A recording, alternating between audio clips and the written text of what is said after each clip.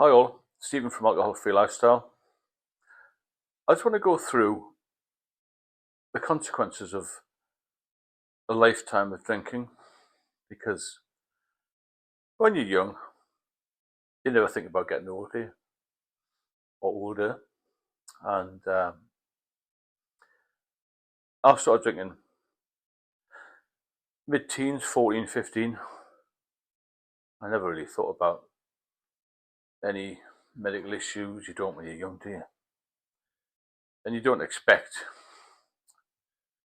to be 40 really, or 50 or older.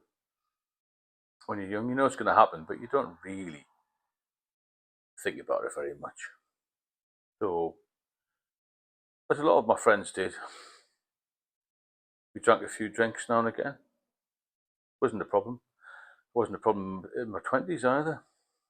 I drank a bit more, as did a lot of others. I'm not blaming others on this. I'm just talking about my social circle, as it were.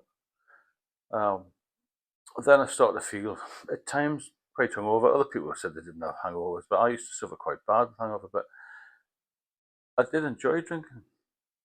It was a massive part of my life.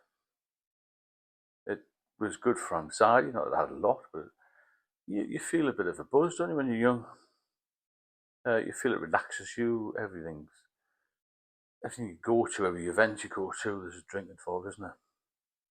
It's even more so now. It's more available than ever. You know, when I was young, pubs used to close in the afternoon. Now they're open all day. Then I worked in London and had more. There was more availability of drink. It was more acceptable actually. There seemed to be more people drinking, more of a party atmosphere, younger atmosphere maybe in the cities. So I was a steady drinker most of my life. Then I started to feel a little bit more jaded, a bit more tired. But you just think, well, that's part and parcel of having a social life. Then family comes along and a bit more pressure, a bit more tired. But you just crack on, don't you? Get on with it and go to work and look after your family best you can.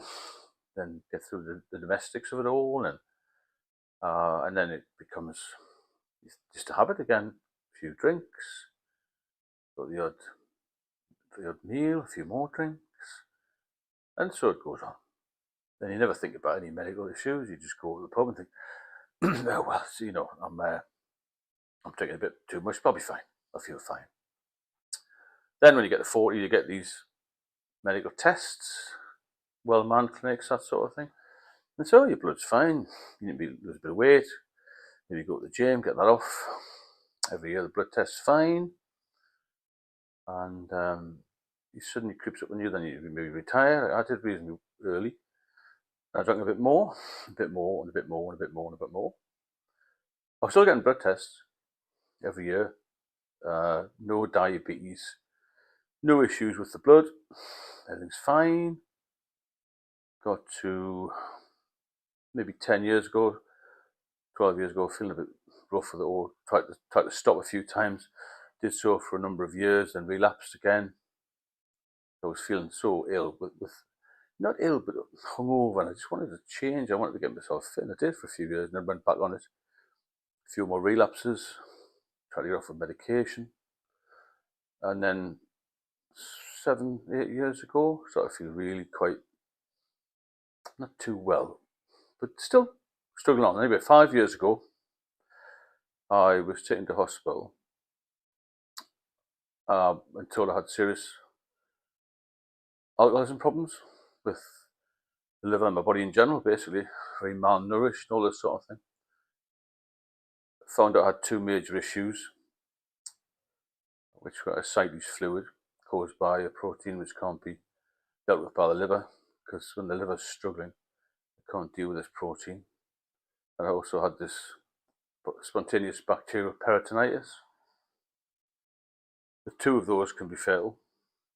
And according to the consultant in the hospital, he said that you only had a 50-50 chance of living.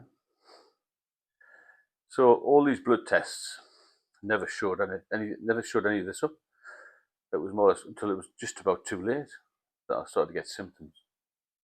Now, what I'm trying to say is if you're a heavy drinker, steady drinker, social drinker, there's very few warning signs to these alcoholic, I would say alcoholic symptoms, even getting your blood checked, you're feeling all right, it can still catch up on you. It'll catch you out. It's actually called the silent killer. That's what it's known as.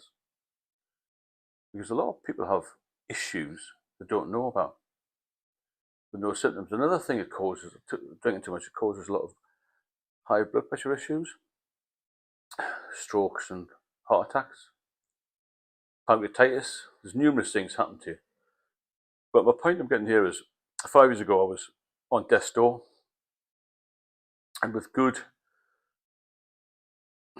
diet, positive attitude, some medical intervention, and overall, well, the most important thing basically, no alcohol. Your liver will repair, your body will repair, your brain will repair, you'll feel much better. You need to incorporate exercise into that as well. So you might be happily floating along life, having a few drinks here and there, maybe having a bit too many on your days off, weekends or whatever. Feeling a bit groggy, feeling a bit dizzy, feeling a bit nauseous, but you just put that down to getting older and getting a few too many drinks, don't you? You think, well, I'll be all right.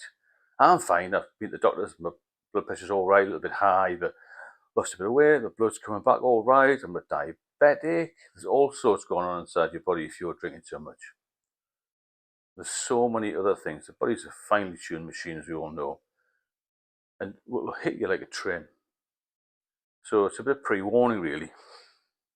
Get yourself checked out, cut down on the drink, try and give up if you can. It's not easy. I put a video out the other day. Sobriety is not an easy fix. There's no quick solution to it. It takes a lot of courage, a lot of determination, a lot of bottle, a lot of discipline. You've got to really push yourself to eat the right food and change your diet. You've got to disassociate yourself from places you used to drink, people you used to drink with. Your habits have to change. My saviour has been non-alcoholic drinks, because I still like to go out. I still like to socialise at times, although I'm not out as much as I used to, because I've got better hobbies, got a new partner with a new life.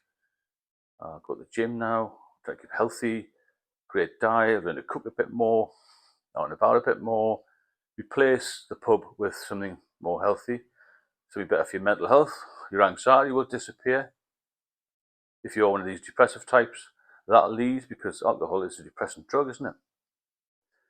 So just take a close look at yourself and think, how do I feel? Because when you stop drinking, if you can stay sober for a while, then your life will be so much better. You'll feel so much better immediately. There's short-term benefits to it. Then there's medium-term benefits and obviously long-term benefits. So the longer you're off, the better. Because if you're off for 2 years, you've got a 50% chance of staying sober for life. The first year is the toughest, without a doubt. Any doctor will tell you that, or any medic. But doctors don't know what alcoholics know. There's a few people like me who are on here, on these channels, who are alcoholics. They're the ones you need to listen to. I wish I had listened to an alcoholic, because only myself and other alcoholics know how you feel about it. Medics will prescribe you things because they're very educated and, they're learned people, aren't they? They're doing this every day. They're experts. Especially the consultants in the hospitals, they know everything about it. But do they know how you feel? Probably not, unless they've had some alcohol issues themselves, or maybe in the family. If you enjoy the channel, please subscribe. If you have any comments, drop me a line. You can also email me at Stephen, alcoholfreelifestyle@gmail.com. I'll speak to you all very soon.